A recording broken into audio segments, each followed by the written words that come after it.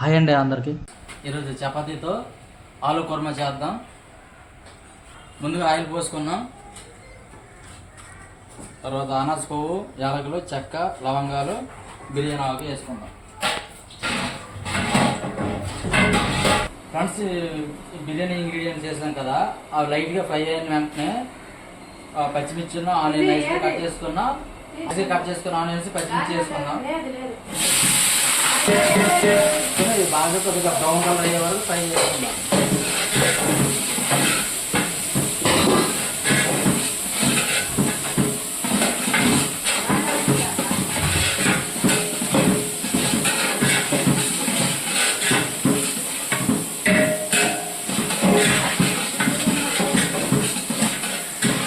ఆలు కుర్మా చపాతీతో చాలా బాగుంటుంది చేసేది.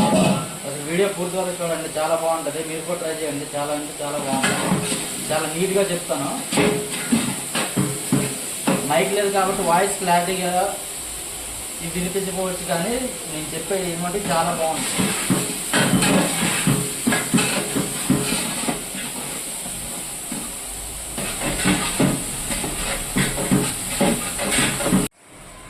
ఓకే ఫ్రెండ్స్, ఆనియన్స్ బ్రౌన్ కలర్లో వచ్చేసాయి, అంతే ఫ్రై అయిపోయాయి. ఇప్పుడు అల్లం పేస్ట్ వేసుకుందాం.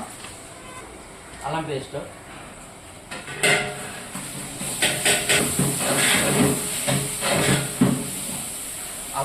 ఫ్రై అయ్యే వరకు కలుపుకోవాలి, అంతే పచ్చివాసన పోవాలి. ఈ అల్లం పేస్ట్ కూడా ఫ్రై అయిందని ఎప్పుడు తెలుస్తుంది తెలుసా? అల్లం పేస్ట్ అనేది అంటుకుంటుంది, అంటే అడుగు పడుతుంది. అడుగు అంటున్నట్లు అవుతుంది, అప్పుడు అల్లం పేస్ట్ ఫ్రై అయినట్లే.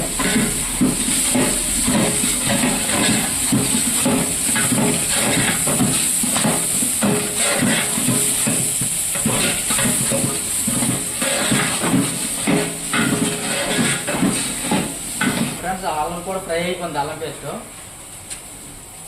ఇప్పుడు ఇందులోనే పసుపు వేసుకుందాం. పసుపు ఇంపార్టెంట్ ఇందులో.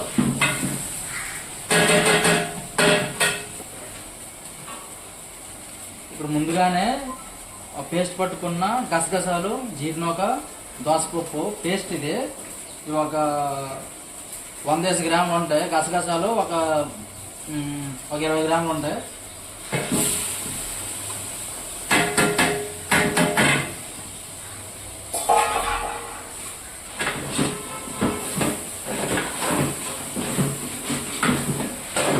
వేసినట్టే బాగా ఫ్రై చేసుకోవాలి, అస్సలు మారకూడదు. ఇది వేసిన తర్వాత మంచిగా కలుపుకొని బాగా ఫ్రై అవ్వాలి ఈ పేస్ట్.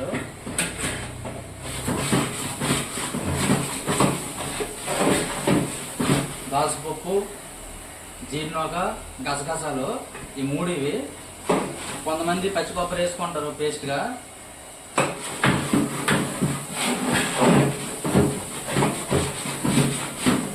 పచ్చి కొబ్బరి కూడా చాలా బాగుంటుంది. ఓకే ఫ్రెండ్స్, ఇందులోనే గడ్డప్పు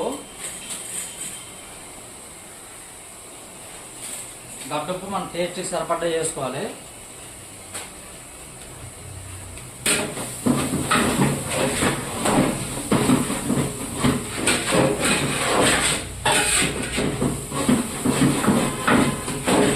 చికెన్ మసాలా, ధనియాల పొడి, జీరా పొడి, ఇవన్నీ 3 స్పూన్లు ఉంటాయి.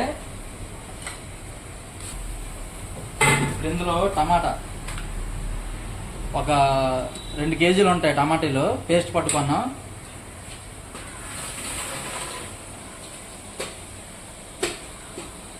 చాలా మంది నైస్గా కట్ చేసి కూడా వేస్తారు. నేనైతే పేస్ట్ పడతాను.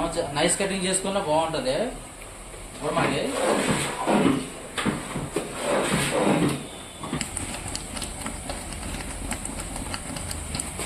కారం, ఇప్పుడు ఇందులోనే కారం కూడా వేసుకుందాం.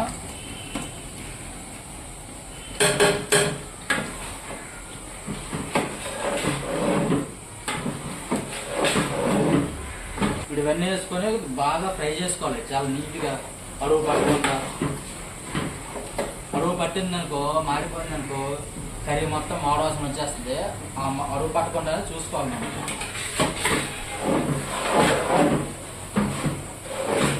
ఏ రెస్టారెంట్కి వెళ్ళినా మ్యాక్సిమం ఇలానే చేస్తారు ఆలు కుర్మా చపాతీలో. బెల్లం ముక్క, ఇందులోనే ఈ బెల్లం ముక్కను కూడా కొద్దిగా వేసుకుందాం. బాగా ఫ్రై అయ్యాయి కదా, కింద మనం వాటర్ వేసుకుందాం కొద్దిగా.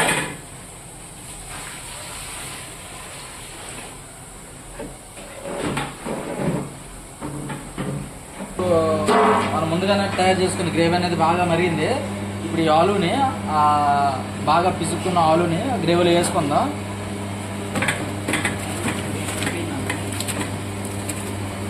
కుర్మాకి ఇలాగే ఉండాలి, బాగుంటుంది. కొన్ని దగ్గర లేదా కట్ చేస్తారు. కుర్మా రెడీ అయిపోయింది, ఒకసారి చూపిస్తాను చూడండి. చూడండి ఫ్రెండ్స్, చపాతీకి ఇలా ఉండాలి. కొందరైతే ముక్కలు ముక్కలుగా ఆలుని కట్ చేసుకుంటారు. మేము కొద్దిగా చేతులతో కొద్దిగా నలుపుకున్నాం. చూడండి ఫ్రెండ్స్,